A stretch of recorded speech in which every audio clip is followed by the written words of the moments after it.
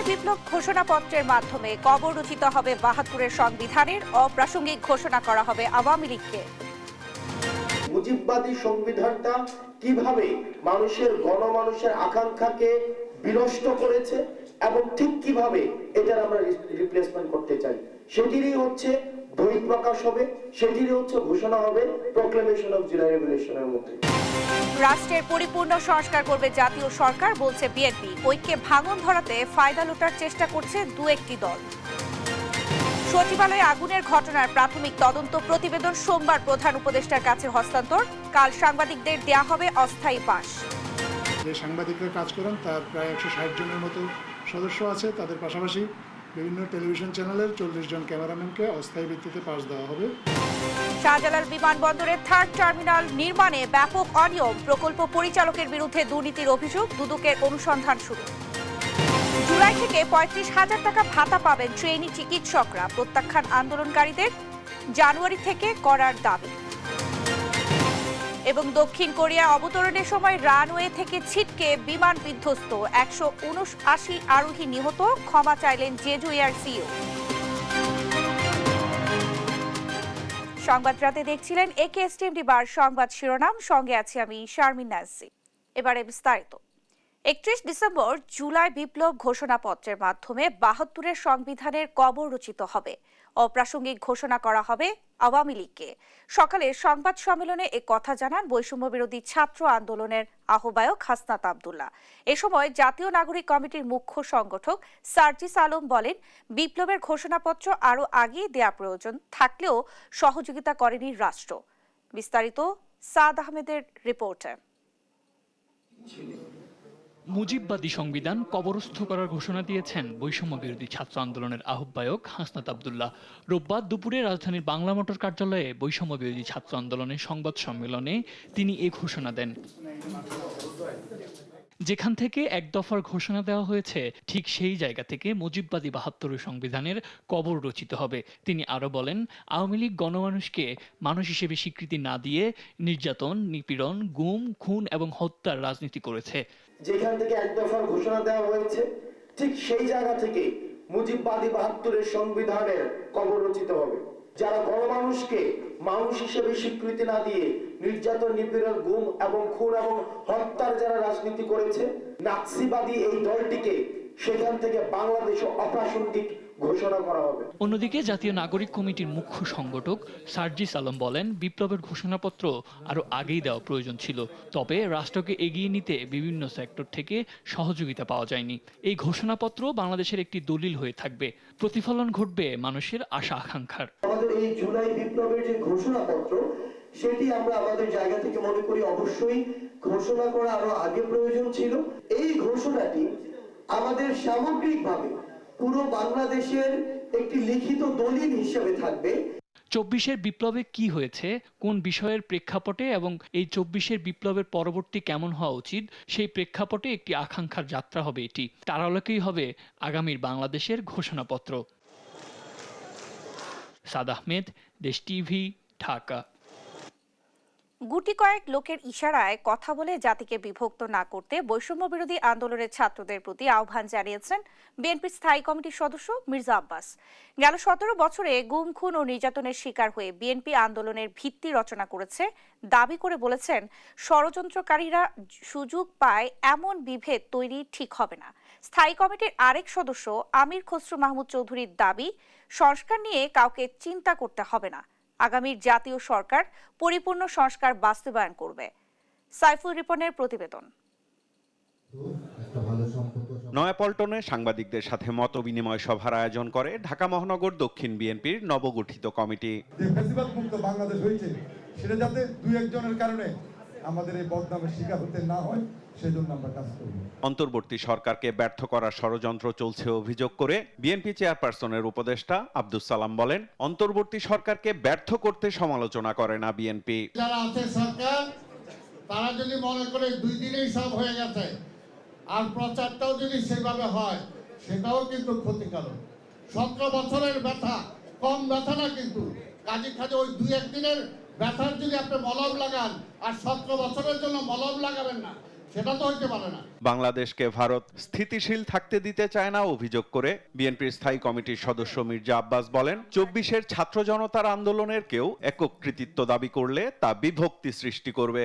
কেউ যদি ভাবেন যে আমরা একেবারেই আসমান থেকে নাজিল হয়েছি এবং আমরা সমস্ত কিছু আমাদের দখলে, সারা বাংলাদেশ আমাদের সমর্থনে আছে, সুতরাং আমরা যা খুশি তাই করব, এটা কিন্তু খুব ভালো লক্ষণ নয়।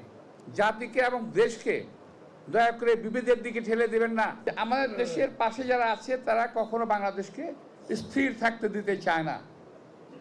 আমাদের মনে রাখতে হবে যে আমরা ওদেরকে সুযোগ দিতে চাই না, দিতে দেব না।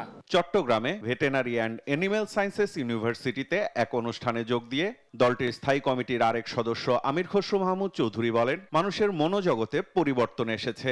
নতুন বাংলাদেশ গড়তে তরুণ প্রজন্মকে এগিয়ে আসতে হবে। সংস্কার নিয়ে কারো চিন্তা করার প্রয়োজন নাই।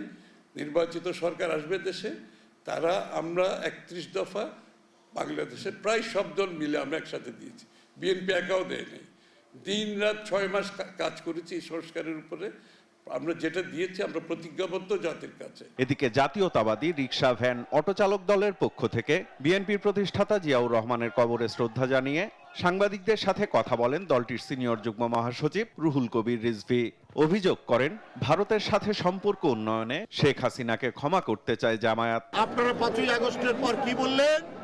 ভারতের সাথে আপনারা সম্পর্ক উন্নয়ন করবেন, ভালো কথা, আমাদের আপত্তি নেই। আপনারা আওয়ামী লীগকে ক্ষমা করে দেবেন। শেখ হাসিনার প্রতিটি গুম খুনের দোষর হচ্ছে পার্শ্ববর্তী দেশ। সাইফুল রিপন, দেশ টিভি, ঢাকা। সচিবালয়ে আগুনের ঘটনার প্রাথমিক তদন্ত প্রতিবেদন কাল প্রধান উপদেষ্টার কাছে হস্তান্তর করবেন কমিটির সদস্যরা, জানিয়েছেন প্রধান উপদেষ্টার উপপ্রেস সচিব আজাদ মজুমদার। সেই সঙ্গে কালই সচিবালয়ে প্রবেশে ১৬০ জন সাংবাদিক ও ৪০ জন ক্যামেরা পার্সনকে অস্থায়ী কার্ড দেওয়া হবে বলে জানানো হয়। এদিকে প্রধান উপদেষ্টার প্রেস সচিব শফিকুল আলম জানিয়েছেন, ৩১ ডিসেম্বর জুলাই বিপ্লবের ঘোষণাপত্রের সঙ্গে অন্তর্বর্তী সরকারের কোনো সম্পৃক্ততা নেই। আরও জানাচ্ছেন এনআই নাহিদ। সমসাময়িক ইস্যু নিয়ে রোববার প্রধান উপদেষ্টার বাসভবন যমুনার সামনে সংবাদ সম্মেলন করেন প্রধান উপদেষ্টার প্রেস উইং সদস্যরা। এ সময় প্রধান উপদেষ্টার উপপ্রেস সচিব আবুল কালাম আজাদ মজুমদার জানান, কালই সচিবালয়ের অগ্নিকাণ্ডের ঘটনার প্রাথমিক তদন্ত রিপোর্ট জমা দিবে তদন্ত দল। জানান, সরকার সর্বোচ্চ গুরুত্ব দিয়ে এ অগ্নিকাণ্ডের তদন্ত চালাচ্ছে। আমাদেরকে তদন্ত কমিটির প্রধান আজকে জানিয়েছেন যে আগামীকালকে ওনারা প্রাথমিক প্রতিবেদনটি মাননীয় প্রধান উপদেষ্টার কাছে হস্তান্তর করবে। তদন্ত কাজ এই মুহূর্তে খুব সাকসেসফুলি চলমান আছে। এদিকে সাংবাদিকদের প্রবেশ পাস বাতিলের সিদ্ধান্ত সাময়িক এবং তদন্তের প্রয়োজনে আলামত নষ্ট ঠেকাতেই এই সিদ্ধান্ত বলে জানান উপপ্রেস সচিব। সেই সঙ্গে কাল প্রাথমিকভাবে ২০০ জন সাংবাদিককে অস্থায়ী পাস দেওয়া হবে বলেও জানানো হয়। যে সাংবাদিকরা কাজ করেন তার প্রায় ১৬০ জনের মতো সদস্য আছে। তাদের পাশাপাশি বিভিন্ন টেলিভিশন চ্যানেলের ৪০ জন ক্যামেরাম্যানকে অস্থায়ী ভিত্তিতে পাস দেওয়া হবে। ৩১ ডিসেম্বর জুলাই বিপ্লবের ঘোষণাপত্র পাঠের উদ্যোগে সরকারের কোনো সংশ্লিষ্টতা নেই বলেও জানান প্রেস সচিব শফিকুল আলম। ইনিশিয়েটিভ হিসেবেই দেখছি, এটা আমাদের গভর্নমেন্টের কোনো ইয়ে না। আমরা এর মধ্যে এই গভর্নমেন্টের সাথে এটার কোনো সম্পৃক্ততা নাই। যারা এটাকে প্রাইভেটলি, যারা এটাকে সাপোর্ট করছেন, এটা প্রাইভেট ইনিশিয়েটিভকে সাপোর্ট করছেন, এটার মধ্যে আমাদের গভর্নমেন্টের কোনো সম্পৃক্ততা নাই। এনআই নাহিদ, দেশ টিভি, ঢাকা। শাহজালাল আন্তর্জাতিক বিমানবন্দরের তৃতীয় টার্মিনালের ৩ প্রকল্পের অর্থ লোপাটের অভিযোগে প্রকল্প পরিচালক একেএম মাকসুদুল আলমের বিরুদ্ধে অনুসন্ধান শুরু করেছে দুদক। প্রকল্প ব্যয় ৭,০০০ কোটি থেকে বাড়িয়ে ২২,০০০ কোটি টাকা হলেও নির্মাণ কাজে মানহীন উপাদান ব্যবহারের অভিযোগ তার বিরুদ্ধে। এদিকে নামে বেনামে কোম্পানি খুলে অর্থ লোপাটের অভিযোগে সাউথ বাংলা ব্যাংকের পরিচালকের বিরুদ্ধে মামলা করেছে দুদক। বিস্তারিত হাসান মাহমুদের রিপোর্টে। শাহজালাল আন্তর্জাতিক বিমানবন্দরের তৃতীয় টার্মিনালের প্রাক্কলিত ব্যয় ৭,০০০ কোটি থেকে ২২,০০০ কোটিতে উন্নীত হলেও নির্মাণে মানহীন উপাদান ব্যবহারের অভিযোগে অনুসন্ধানে নেমেছে দুর্নীতি দমন কমিশন। রোববার এক সংবাদ সম্মেলনে দুদকের মহাপরিচালক বলেন, অন্তত ৩টি খাতে অর্থ লোপাটের প্রাথমিক তথ্য পেয়েছে সংস্থাটি। এতে দুষছেন প্রকল্প পরিচালক একেএম মাকসুদুল ইসলামকে।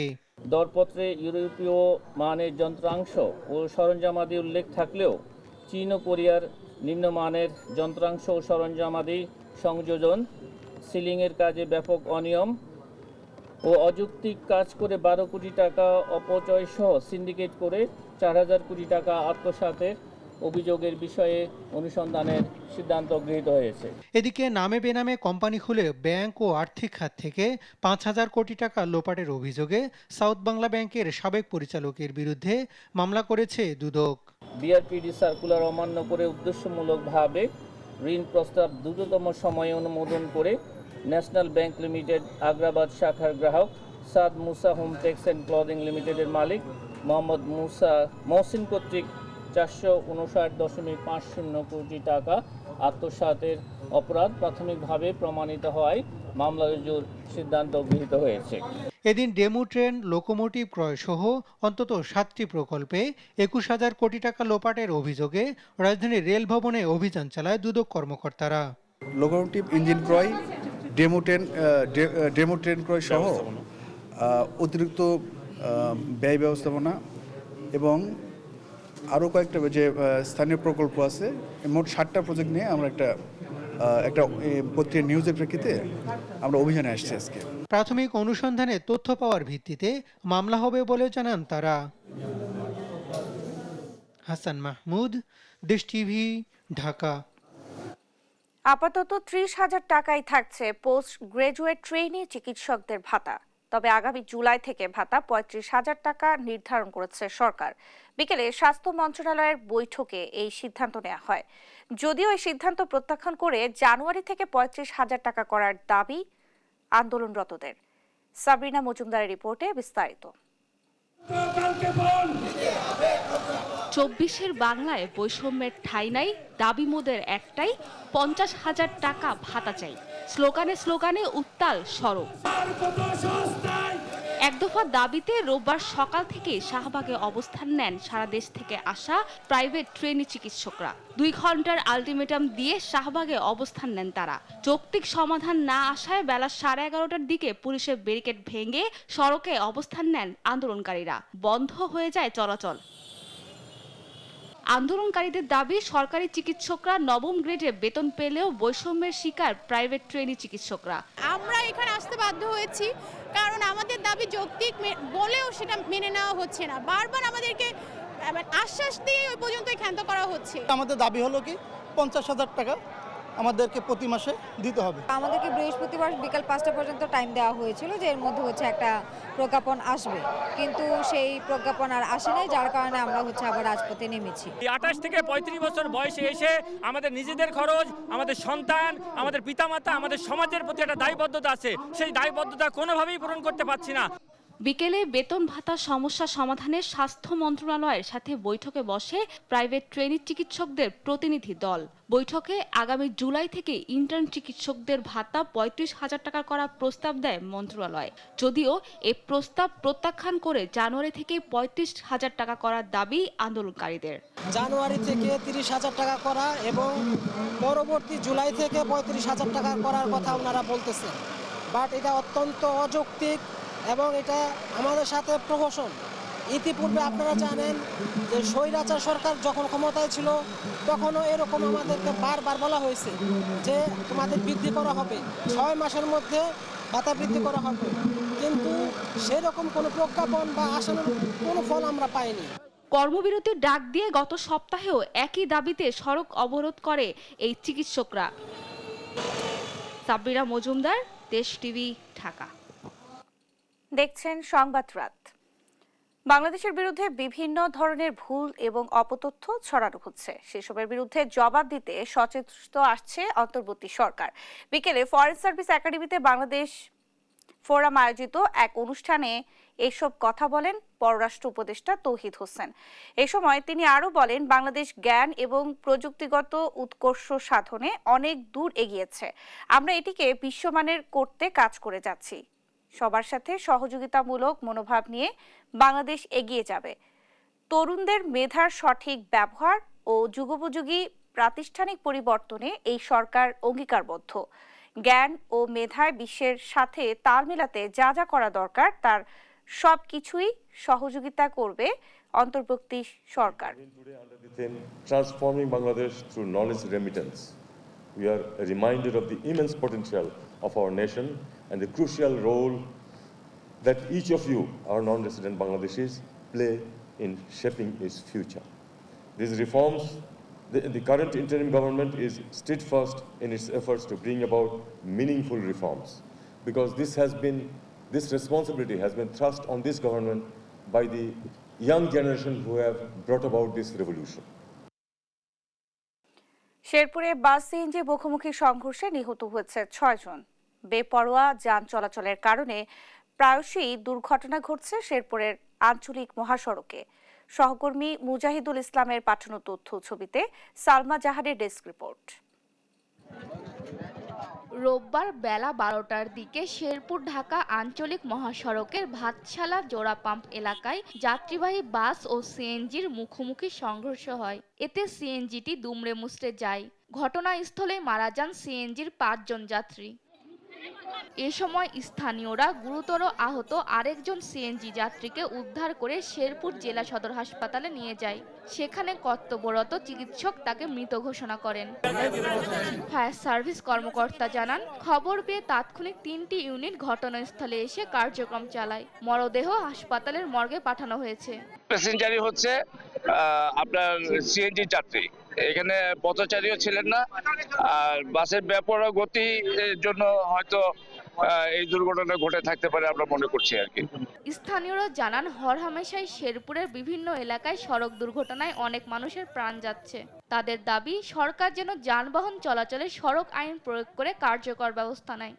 এখানে যে দুর্ঘটনা অতি শীঘ্রই কিছুদিন পরপরই হচ্ছে, আমরা বিনীতভাবে সরকারের কাছে অনুরোধ করব এবং কি যে মানে ধীরে সুস্থিরে এই গাড়িগুলা কিভাবে কন্ট্রোলে চলে এগুলো একটু ভালোভাবে সরকারকে নজর দিতে বলবো। এদিকে শেরপুর ঢাকা আঞ্চলিক মহাসড়কে যান চলাচল স্বাভাবিক আছে এবং দুর্ঘটনাটির আইনগত ব্যবস্থা প্রক্রিয়াধীন রয়েছে। নিউজ ডেস্ক, দেশ টিভি। অবশেষে 3 বছর পর সিলেটে স্থানান্তর করা হলো সাবেক প্রধানমন্ত্রী বেগম খালেদা জিয়ার রাজনৈতিক সচিব বীর মুক্তিযোদ্ধা হারিস চৌধুরীর দেহাবশেষ। রোববার বাদ আসর সিলেটের কানাইঘাটে নিজের প্রতিষ্ঠিত শফিকুল হক চৌধুরী মেমোরিয়াল এতিমখানা প্রাঙ্গণে রাষ্ট্রীয় মর্যাদায় দ্বিতীয় দফা দাফনের মাধ্যমে তার কবর স্থানান্তর করা হয়। সহকর্মী খালেদ আহমেদের তথ্য ছবিতে আব্দুল্লাহ আল মারুফের রিপোর্ট। হারিস চৌধুরীর দেহাবশেষ নিয়ে সিলেট মহানগরের শাহী ঈদগাহে সংক্ষিপ্ত সমাবেশ শেষে মোনাজাত করা হয়। সমাবেশে বক্তব্য রাখেন হারিস চৌধুরীর কন্যা ব্যারিস্টার সামিরা তানজিন চৌধুরী সহ বিএনপির বিভিন্ন পর্যায়ের নেতারা। এ সময় হারিস চৌধুরীর বর্ণাঢ্য জীবনের স্মৃতিচারণ করেন তারা।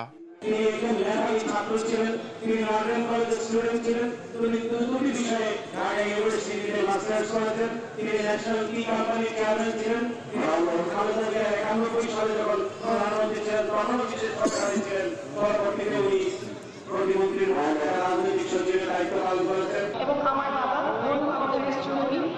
তিনি আজ সিলেটের মাটিতে ফিরে আসলেন।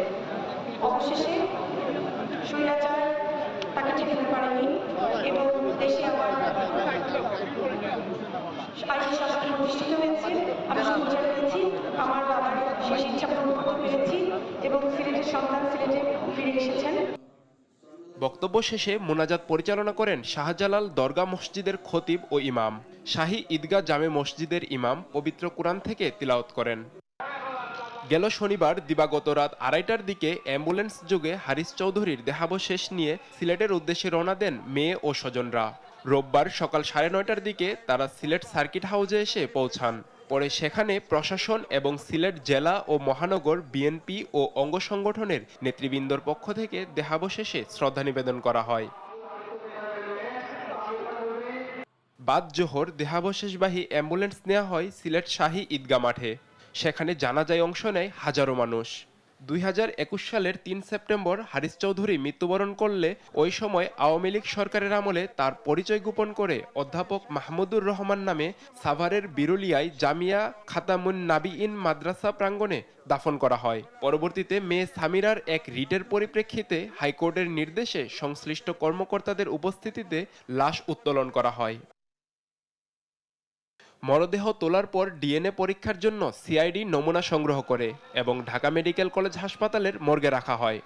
পরবর্তীতে ডিএনএ টেস্টে মরদেহটি হারিস চৌধুরীর নিশ্চিত হওয়ার পর পরিবারের পক্ষ থেকে সিলেটে দাফনের উদ্যোগ নেওয়া হয়। নিউজ ডেস্ক, দেশ টিভি।